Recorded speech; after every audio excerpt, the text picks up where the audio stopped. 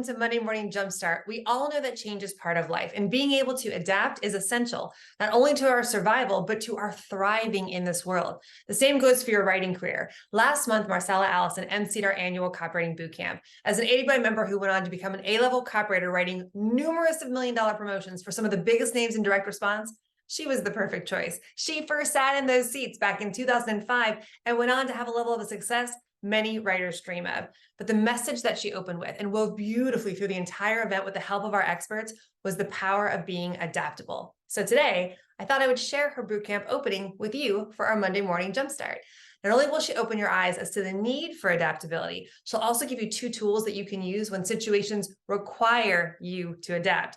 Because let's be honest, even the most adaptable people can become anxious when faced with change or uncertainty. Let's check it out. In the 20 years since I first started out, I have seen a lot of changes in this industry. When I was first writing email copy, people were so excited to get an email, right? To hear the, "You've got mail." They would read anything, right? I didn't even have to be good. They were like, "Oh, look, an email," right? Then we go and we get to these video sales letters, right? So I have to go from writing these emails that people will read just because something showed up in their inbox to being like an HBO director, right? Figuring out how we're gonna do dialogue and where the camera angles are, right? Whole new world, right? And now here we are today, and I'm having to learn everything that I need to know about using AI, right?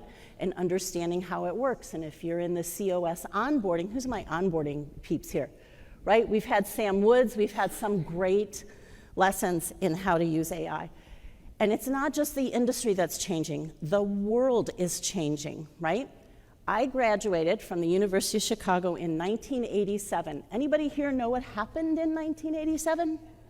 Stock market crash, right? Welcome to looking for a job in the stock market crash. Then I'm so excited because English major manages to pull off becoming a venture capitalist, which is like the financial job of all financial jobs. 2001, what happens? .com bust. Right, okay. Then I just get into financial copywriting, I'm doing great. What happens in 2008? Housing crisis. Are we seeing a pattern here, right? 2019, pandemic, right? We're having unrest in the Middle East today. The moral of the story is it's always something. Wasn't it Lily Tomlin? It's always something, right? So don't say to yourself, right, I'll start after, right? I'll start after. There is always going to be something. There is always going to be change. And this is what I want you to take away from our 3 days together here. The most important skill that I want you to master is adaptability. Adaptability. Because that is what's going to allow you to move through all the changes that I can guarantee you are coming. I don't know what they are, but I can guarantee you that they're coming. So if you are a content writer, a copywriter, an entrepreneur, a freelancer, doesn't matter. The thing that you need to survive and thrive is adaptation. And it's even more important now than it was when I first started out because the pace of change is accelerating. Okay, so who knows our favorite financial stock chart? It's a hockey stick, starts out low, $2, $3, $5, it ends up about $1 million a share, right?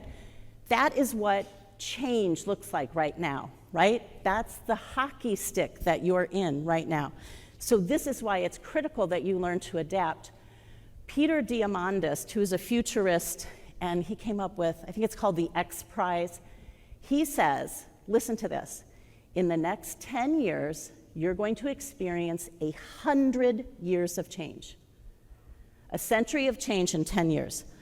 So we had all better learn how to adapt and get comfortable with change. So I went down this rabbit hole kind of looking at, so how do you adapt? How do you get good at this?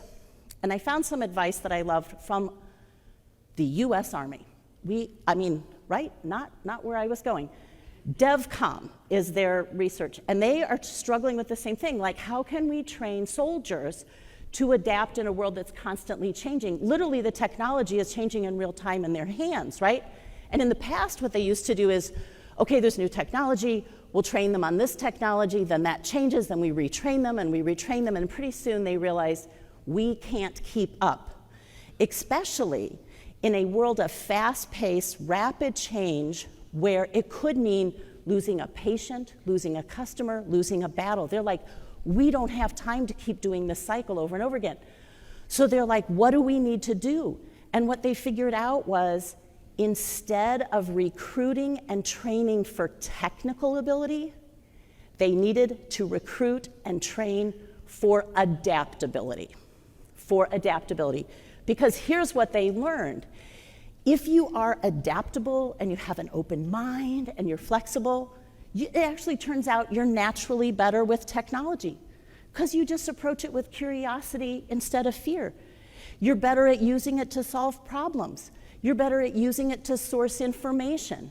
So if you're someone who's anxious around technology, I want you to think about that for a minute, that the US Army isn't looking for the technical geeks anymore. They're looking for humanities people who know how to adapt, and that's you. So you have that skill right now.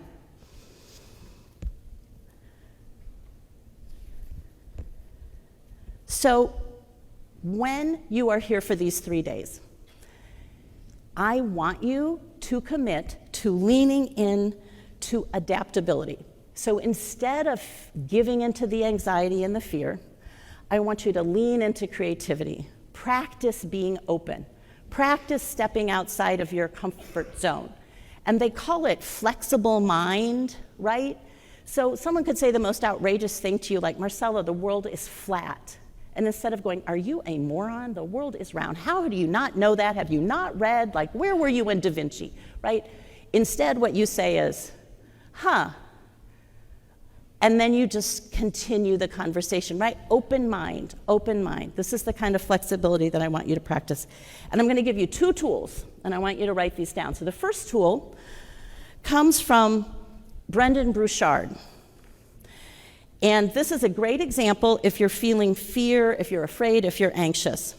So when you feel that feeling comes up, the first sentence you write down is, I feel afraid because. And then you complete the sentence. And Rebecca just did this with a whole group of AWAI members yesterday, and it went great. So I feel afraid because, you just write it down. Second part, this is the key part. So I am going to fill in the blank. Because that takes the power back to you. Can you feel the difference now? You shift it back to you, and now you're thinking of something constructive that you could do, right? And I'm going to give you an example of this. Who here has worked with Angie Coley, one of our COS mentors? Anybody here know work with Angie? Okay, we've got a few in the back. Fabulous COS mentor that you all can have access through the mentoring platform. So here's what Angie told me. She said when she was a kid, she was terrified of fires. I'm talking terrified, right?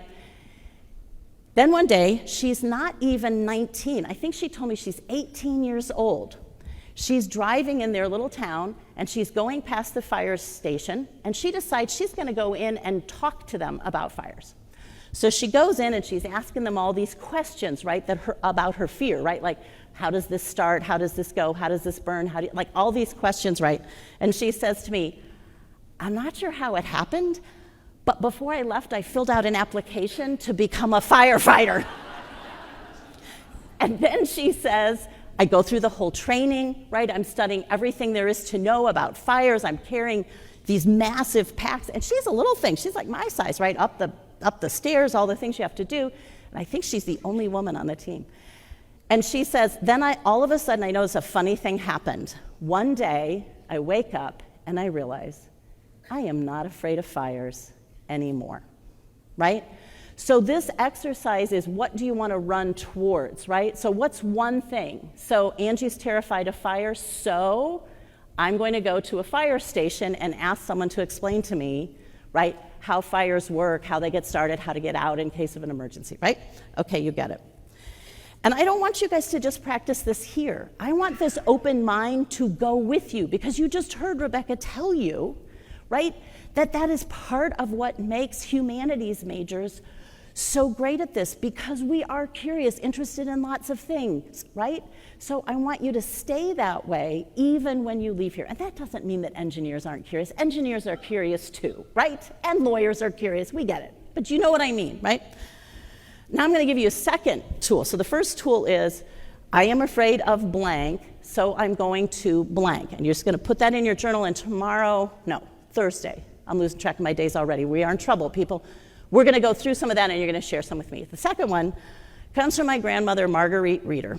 Now, when my grandmother grew up, she started out walking barefoot behind a covered wagon from Diamond, Indiana, and lived to see men walking on the moon.